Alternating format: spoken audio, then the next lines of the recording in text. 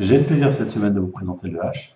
où nous parlerons notamment de la neutralité Internet. Ce sujet était revenu malheureusement d'actualité pendant la période du Covid, où nous avions tous une crainte de ce que des choix devraient être faits sur Internet pour assurer le transfert des informations.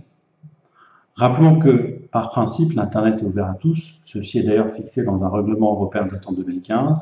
ces principes étant d'ailleurs repris également dans la loi pour la République numérique de 2016.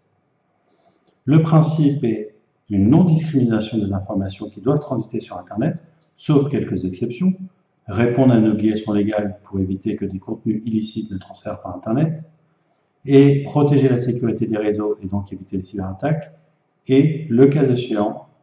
lorsqu'il y a des risques de contingentement sur le réseau, de prendre certaines mesures non discriminatoires et équivalentes par catégorie de données pour assurer la préservation du réseau. Il se trouve que la Cour de justice, tout récemment dans le cadre d'un arrêt du 15 septembre 2020, a eu l'occasion de statuer sur la neutralité du net. En effet, dans cette affaire, un fournisseur d'accès en droit offrait différentes offres, dont certaines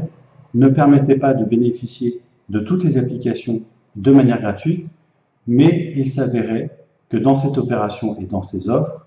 il y avait alors un contenu qui était limité, voire amoindri, voire le réseau limité sur certaines applications.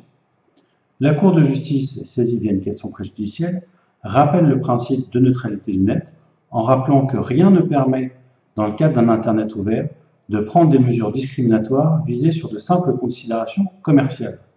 C'est important, c'est la première fois que la Cour de justice statue sur ce principe de neutralité du net. Pour être totalement complet, bien évidemment, cette solution est uniquement applicable sur le territoire européen.